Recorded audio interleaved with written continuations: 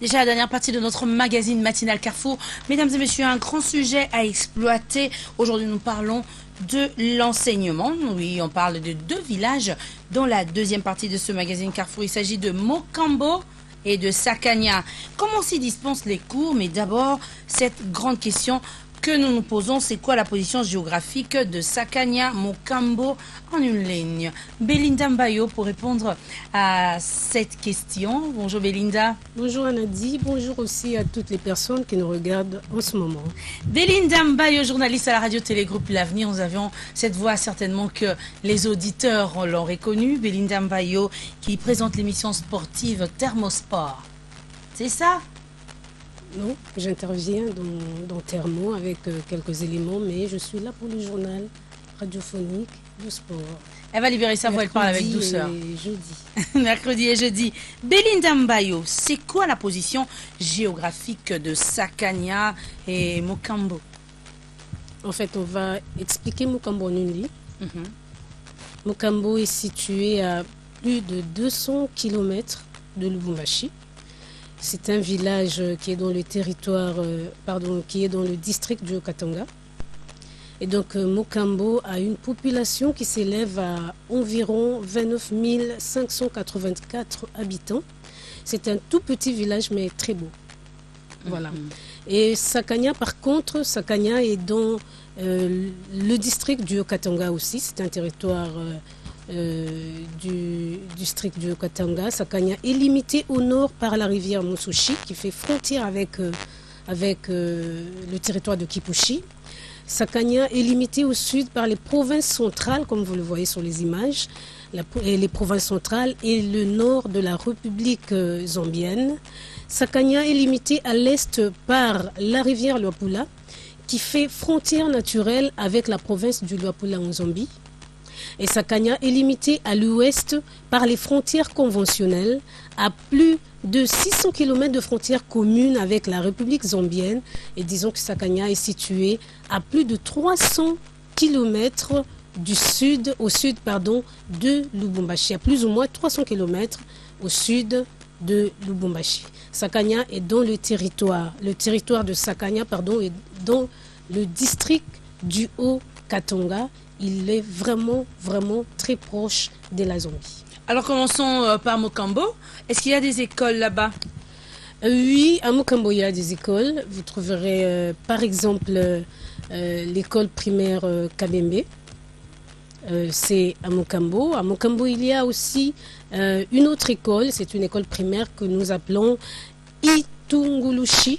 Itungulushi sera expliqué prochainement. On vous dira prochainement ce que ça signifie et tout. Mais il y a deux gants là-bas dans cette école. Il y a une Itungulushi. C'est un mot swahili? Non, ce n'est pas en swahili, mais c'est en lamba. Alors, on va expliquer ça prochainement. En français, mais non, ça ne dérange pas, madame. Itungulushi, en français, je ne saurais pas vous expliquer maintenant pour le moment. D'accord. Je passe pour vous expliquer vite ce que c'est que l'enseignement dans les deux villages. Alors, je disais qu'à Mokambo, il y avait des écoles. Il y avait l'école primaire Kabembe, il y a l'école primaire Itungulushi qui fonctionne en deux gants, donc le matin et après-midi. Il y a l'école primaire Kwesu. C'est une école pas en très bon état. Il y a le lycée professionnel Anorité, une très belle école catholique. Ça, c'est à Mokambo. Quand vous allez à Sakania, comme j'ai dit que Sakania était à plus ou moins 300 km de Lubumbashi, à Sakania, vous trouverez l'école primaire Boussandoulouchi. Et puis vous avez l'école primaire Lubembe 1 et 2. Vous avez là-bas dans cette école Lubembe, vous avez des options coupe et couture, c'est une école technique.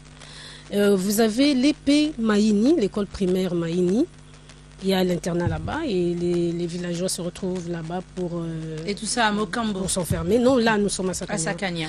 Et vous avez enfin le complexe scolaire Tina. Tina, c'est une école aussi technique qui enseigne la mécanique. Pour la plupart, je vais expliquer avec les temps, on va expliquer ce qui se passe dans ce genre d'école. Voilà. Alors dites-nous Belinda, comment se fait l'enseignement dans ces deux villages? En fait, l'enseignement dans ces deux villages s'est fait de manière particulière. On va dire qu'à Mokambo, il y a quand même des enseignants qui donnent cours très bien. Il y a les élèves qui se rendent à l'école de façon pas trop, comment je peux dire, pas trop classique. Ils sont vraiment pas semblables à ce qu'on attend. Voyez-vous, quand vous parlez du village, quand vous parlez des villages, vous avez une idée que vous vous faites. Et donc, il y a de façon particulière le cours qui se donne. Il y a les enfants qui apprennent le cours en langue locale, ici, chez nous. Ils apprennent aussi en langue... je vois sur les images certaines écoles dont on a cité, mais je voudrais dire ici que les enfants, dans certaines écoles, payent moins de frais. Ils payent 5 000 francs pour l'inscription, mais ils n'ont pas assez de moyens pour payer le frais scolaire. Ce qui fait que de façon particulière, la particularité dans ces deux écoles, c'est qui fait que c'est le coût qu'on diminue pour permettre à certains enfants d'étudier.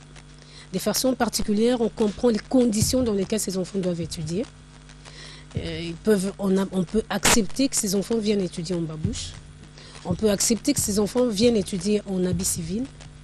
On peut aussi accepter que ces enfants viennent étudier peut-être sans objet classique et avec 2 cahiers qui leur seront donnés par l'école. Et pourquoi les enfants traversent-ils les frontières pour aller étudier en Zambie, pays voisin? D'abord parce que ces enfants n'ont pas assez de moyens.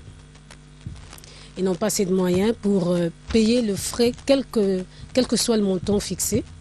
Quand je dis 5 000 francs pour inscription, tous les élèves n'ont pas facilement ces 5 000 francs. La vie n'est pas facilement trouvable à Mokambo. Donc 5 000 francs pour le frais d'inscription et 10 000 francs plus ou moins pour les frais de l'État. Mais tout le monde n'a pas accès à ce montant.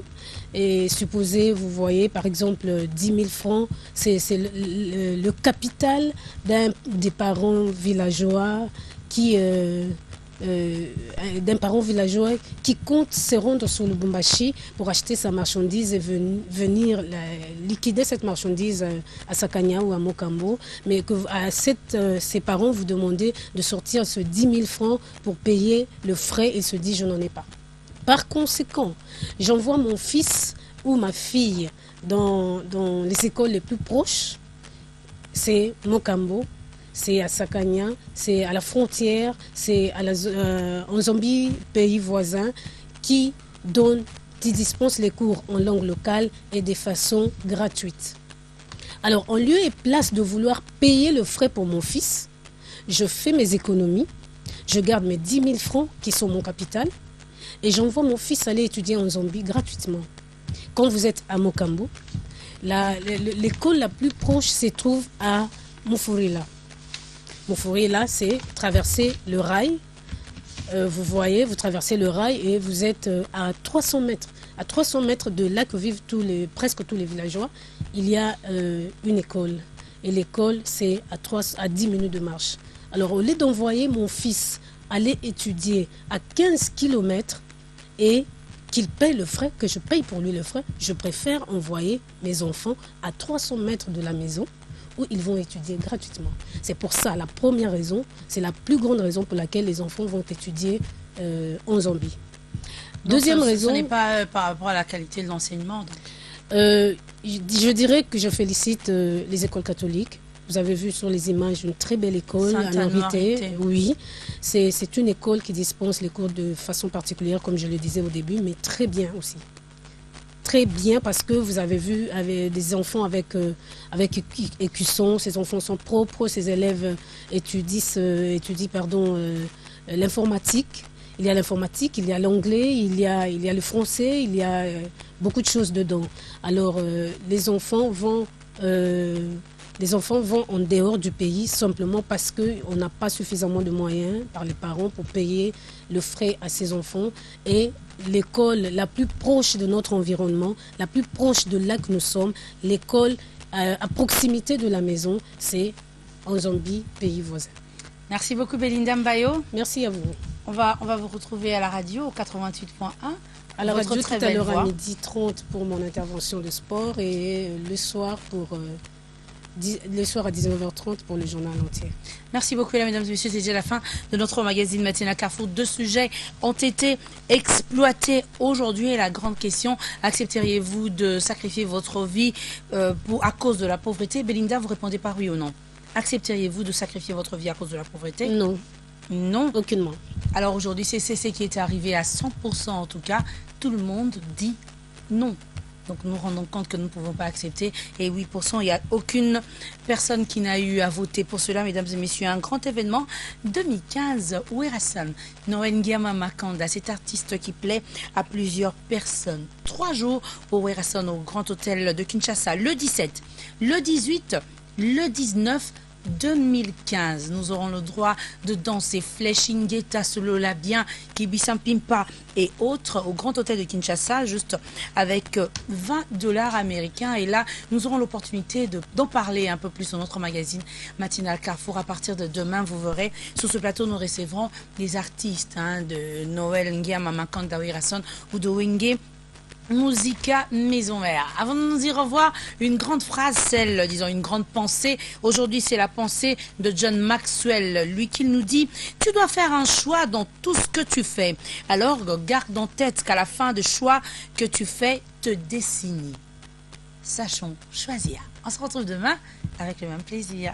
Bye bye.